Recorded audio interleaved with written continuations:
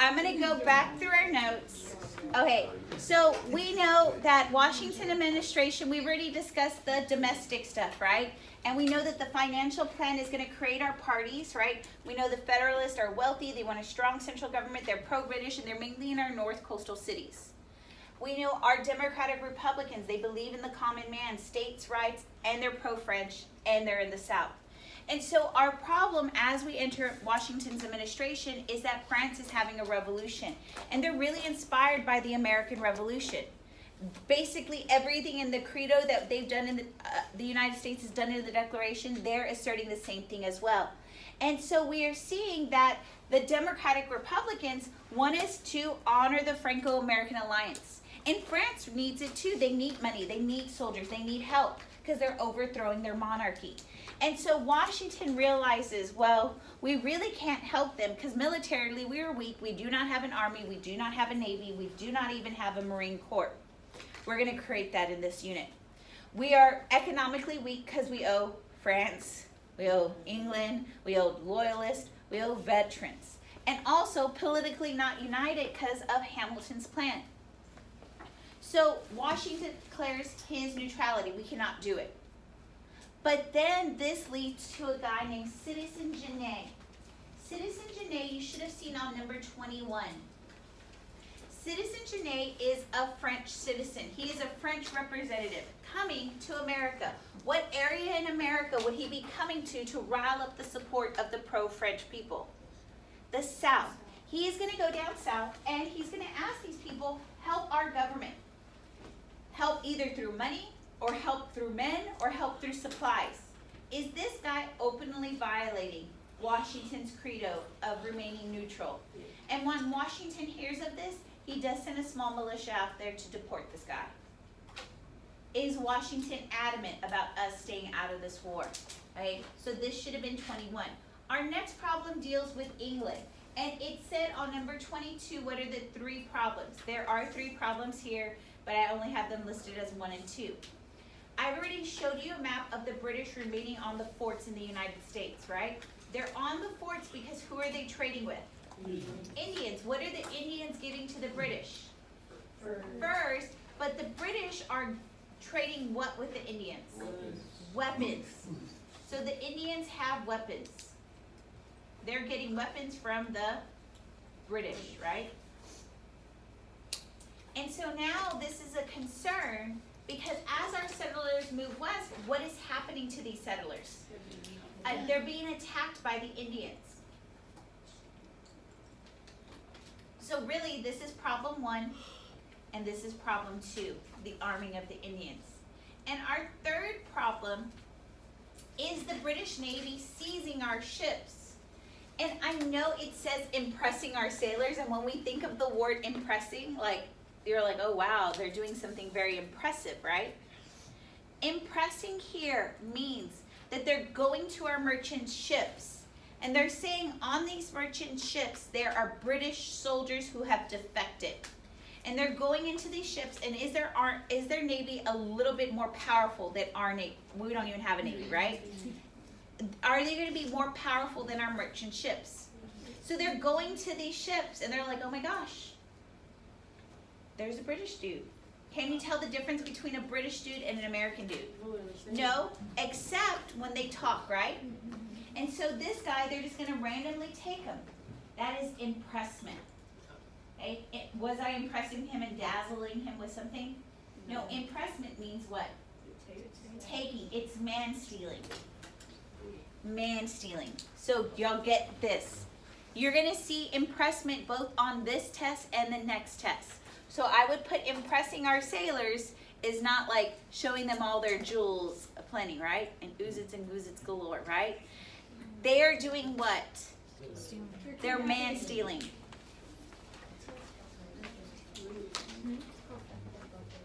Okay. Yes. Yeah, go ahead. Okay, so because of these problems, Hamilton suggests that we send over a dignitary to deal with England so we don't have these problems. And so who he's going to send is John Jay. Hamilton's already spilled the beans about all of our problems with them. So I want us to look at Jay's treaty which you should have seen on question 25.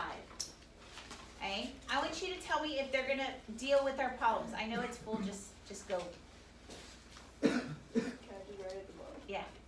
Okay. Is this resolving our problems? The British promised to leave the forts. Is that resolving one of our issues? Yes. In all reality, do you think they're going to do this? No.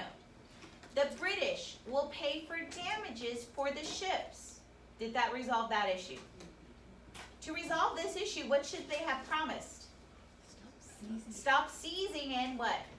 Impressing and kidnapping our men. Did they promise that? So what do you think they're going to keep on doing? Stealing our men and seizing our ships. So if they don't do this and they don't do that, is this treaty worth it? Also, we promised to pay back the debt owed to British merchants. Do you think we're going to do that? No. So we basically signed a treaty and made concessions that no one's going to adhere to. There's two reasons why this is a really good treaty. First off, it postpones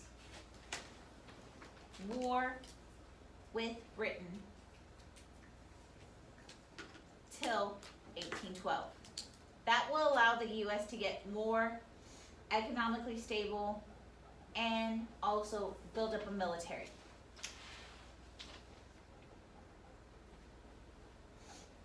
So what group of people would say this treaty is really good? The Federalists, right? Who is going to be outraged at this treaty? Okay, so the South is outraged. So what party is this? Democratic Republicans. They're outraged. They said this treaty did nothing. Do you understand why it did nothing? But there's one unintended effect. That Jay's Treaty is going to lead. Jay's Treaty leads to Pinckney's Treaty. And I'm going to draw the United States, and I don't draw it very well. Here's our Mississippi River, right?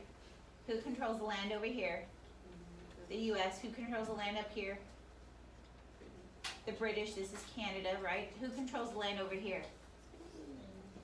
But in Jay's Treaty, the Spanish see the British and the U.S. coming together. And they fear that this is an Anglo-American alliance. They are coming together to push Spain out of the New World. Is it fearful now? And so, Spain is going to, who would be the better one to make a treaty with? Would it be hard to make it with the British, or would it be easier to make it with the U.S.? And this is why they come with Pinckney's Treaty. Pinckney Treaty gives free access to the Mississippi and the port of New Orleans. Here's that port. To the colonists, to the Americans. Is this important for farmers? It's cheaper to float something down the river, right? And now you have a port, can you sell more goods? So even though that Jay's Treaty did nothing, did it have an unintended effect that is very positive for our farmers? Okay? So we know we also have problems with Spain. They control the river. They were supposed to give us to that in the Treaty of Paris of 1783, but they don't. But because of Jay's Treaty, they'll give us this in Pinckney's Treaty, and this should have been number 27 on your study guide. Okay? Again, I've already told you why this was important is because it's going to allow for frontier trade, and who are most of these frontiersmen? Are they Federalists or are they Democratic Republicans? They're Democratic Republicans. Okay? So I'm going to read Washington's farewell address. So I know you're writing this. It's the next page. Take a sip of water. Okay.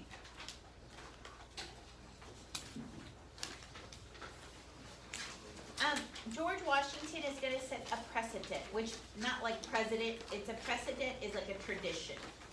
And one of them is giving a farewell address. Every single president from here on out will give a farewell address. And so I'm just going to read it, and we're going to talk about what other traditions does he set. He says, election time is near, and I've decided not to run for another term. He's going to establish a tradition here. What is this tradition? Not run for more than 2 terms. Is this a law? Is it a law at this time? No. It does not become a law until the 1950s. It doesn't become a law until the 1950s after a president who served a really long time. Y'all know the president that serves a really long time? Roosevelt. He serves 4 terms and then he dies in his last term. On his presidential portrait, he gets a brain aneurysm. Okay? So every single president before Roosevelt had been adhering to 2 terms. He says, I am ready to retire. Here perhaps, I should stop, but I'm concerned about the country's welfare. And I want to give you some advice. Okay. So, our greatest strength lies in our, I want to give you some advice. Our greatest strength lies in our unity. Are they united? No. What 2 parties do I have? Federalist and Democratic Republicans. He's hoping they will be united, right? But are they? No.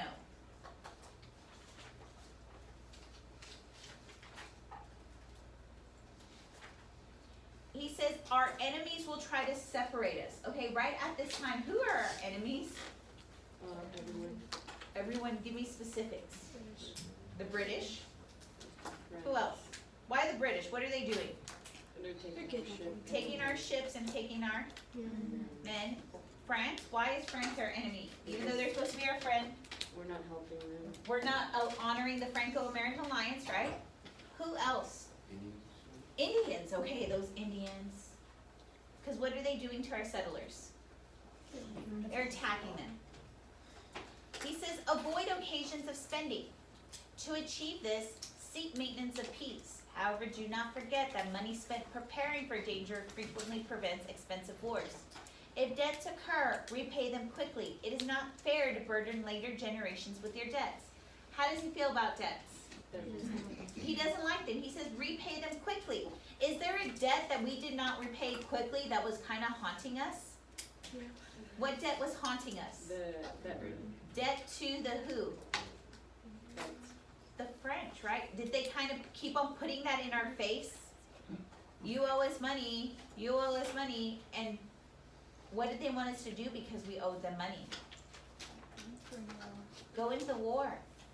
Okay, he says, don't burden later generations with your debt. What was Hamilton's stance on debt? It was a good thing. It was a blessing. Is Washington seeing eye to eye with him? No. No, I wish someone would look at him and be like, oh, Washington, you're so wise beyond your years. Because we're like 23 trillion in debt today.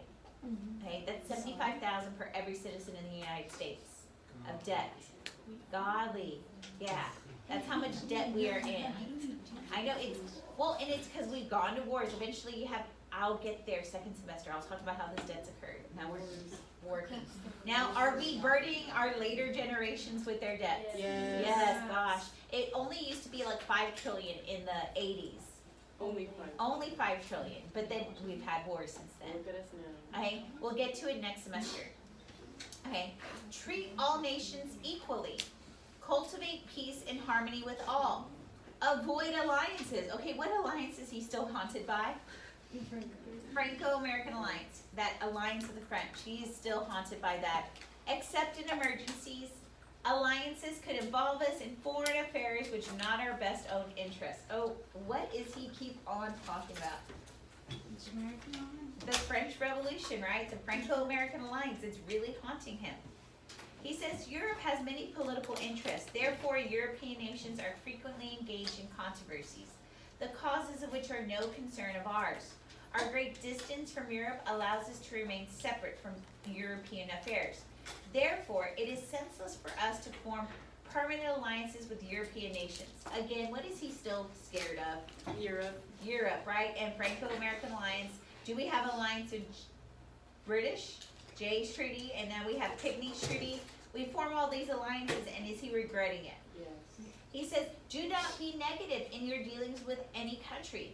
This could result in our being too quick to criticize and insult, which might lead to a war. This is against our own best interests. Being too positive towards a country is also dangerous. Sympathy can lead to participation in their wars. It also leads to granting special privileges which annoys other nations. Isn't this what happened with Pinckney's Treaty? We went to the British and then Pinckney happened, okay, and then it kind of annoyed the French. He says, if we remain united, we will eventually become powerful enough to make another nations pay attention to our desires for neutrality. Treat equally all nations. As in foreign affairs, have no favorites. Do not make extensive trade agreements with other nations, just those necessary to stabilize the economy. Follow this policy of neutrality in all of your dealings with other countries. I have followed it for 2 reasons. It has given us time to allow the nation to settle and the government to mature. It has given us time to be more powerful.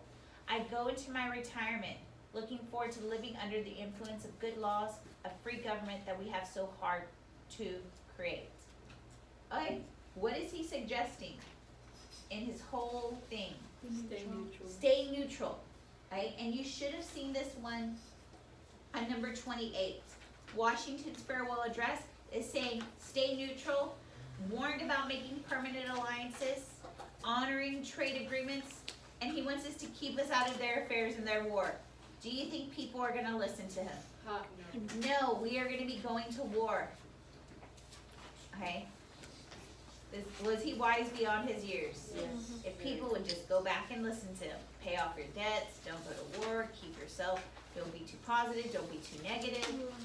Okay. So now what we're looking at is our problems with France. And a lot of you on number 29, y'all said Adams won the election.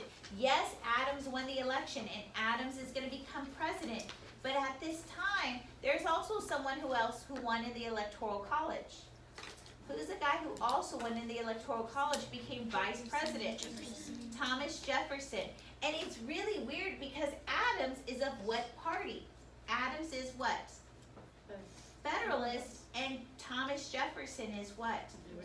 Democratic Republican. They're not gonna get it. Okay, and again, we are having this because we don't have the political party ticket, okay?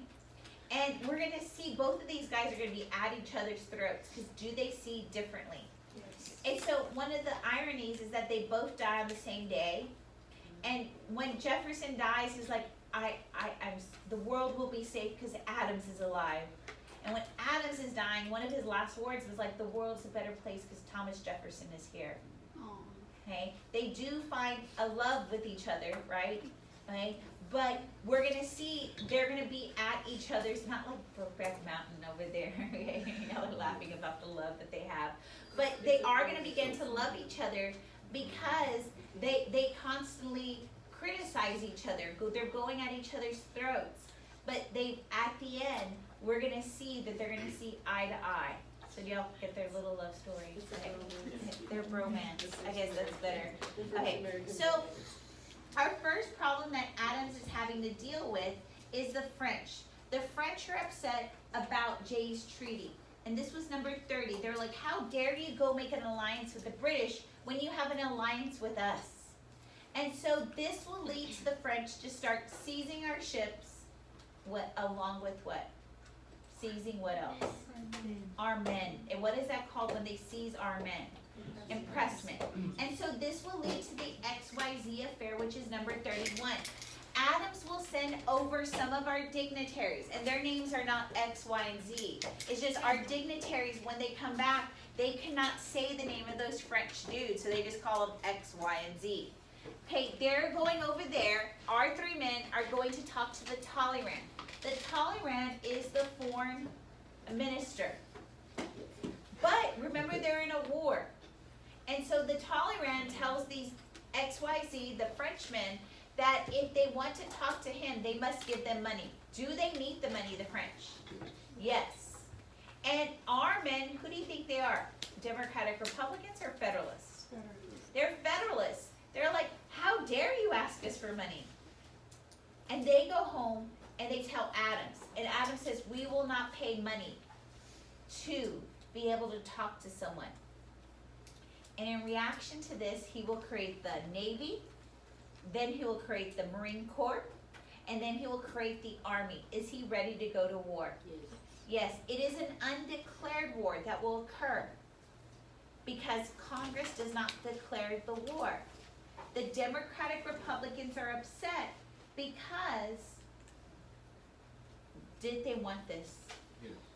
Did they want war with France? No. And so in 32, how did they act? There was a wave of hysteria. The Democrats are upset. The wave of hysteria that we're paying millions for defense, but nothing to help the French.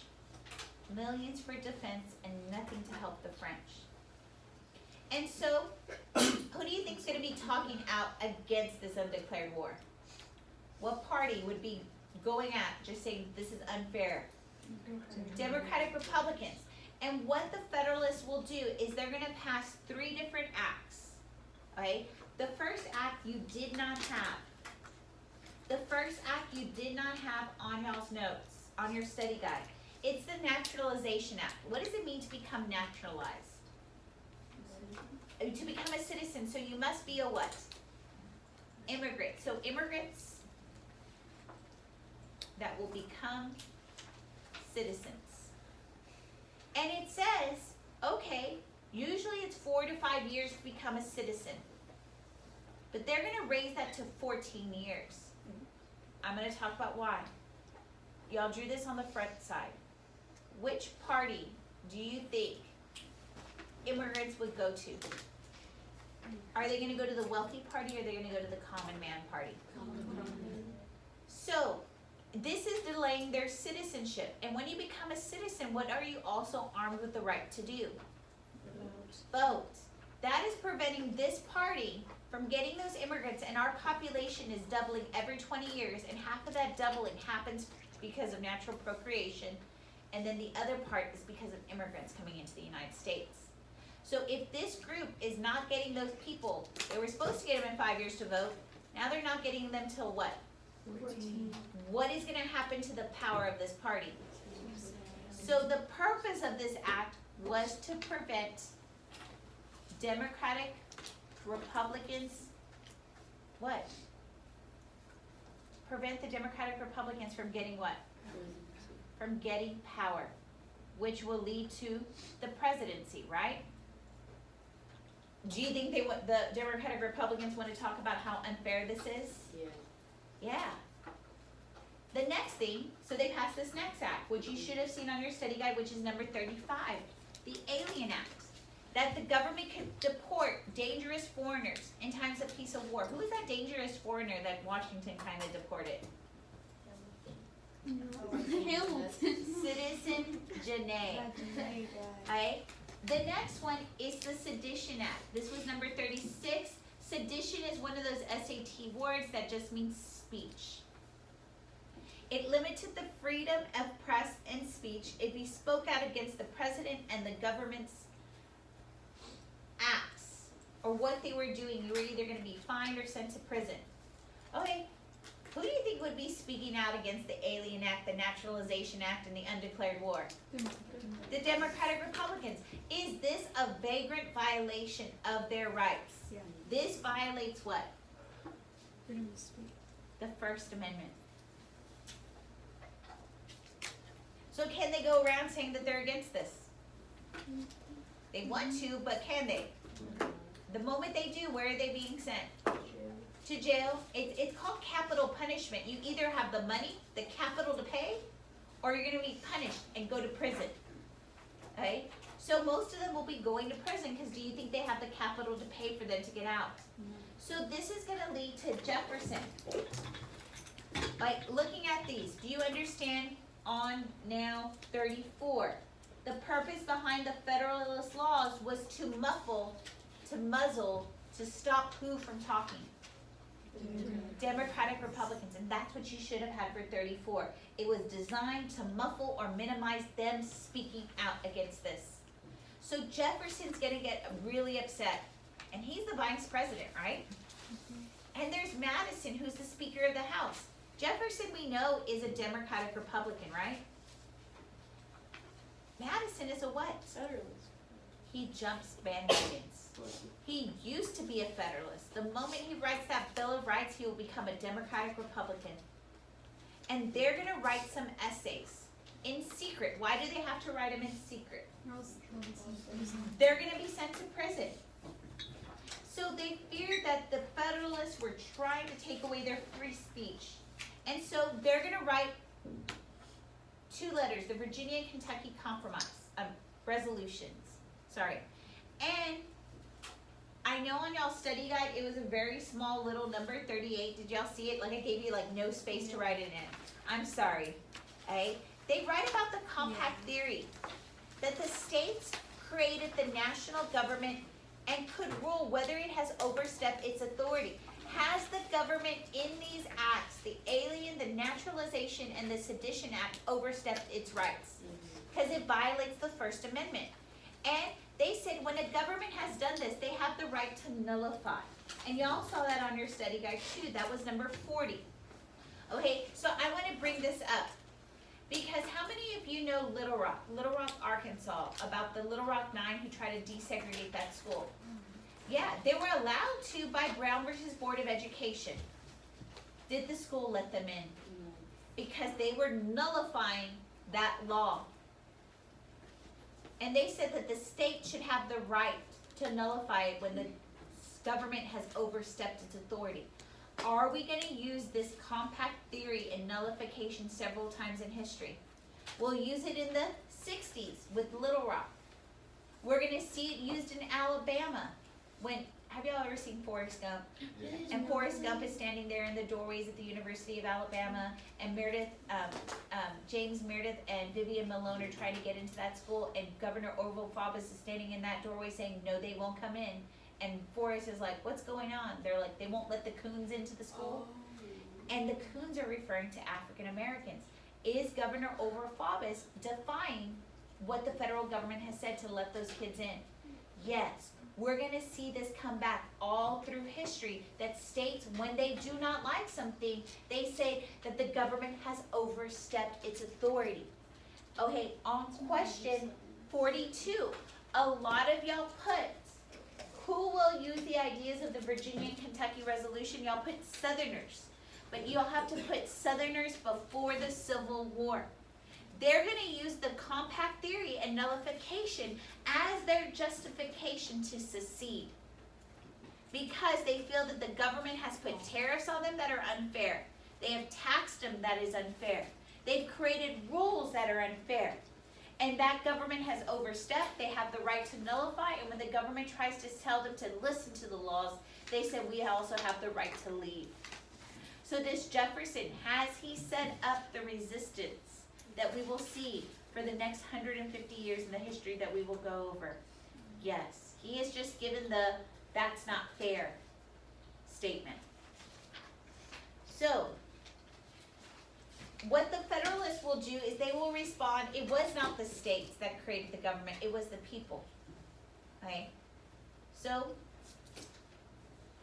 the Convention of 1800, you should have seen this on your study guide on question, I think it's like 33.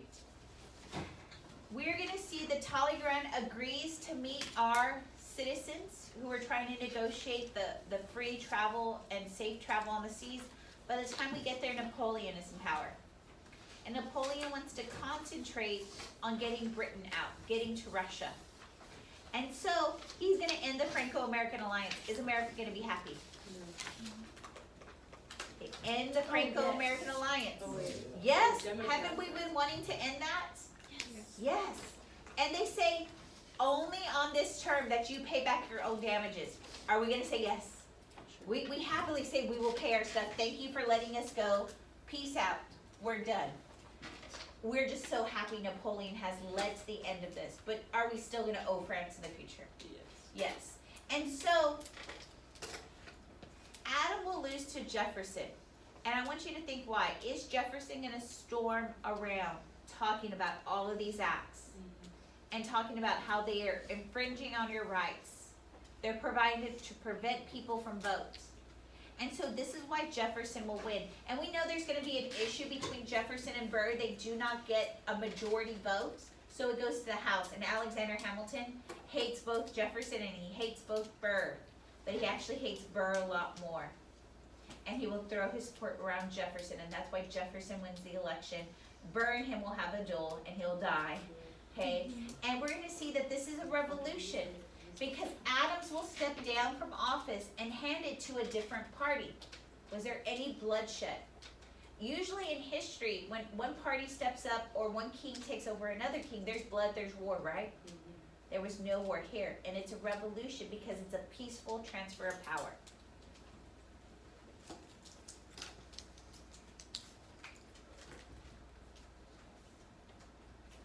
So there are things to thank the Federalists for. First off, they created financial stability.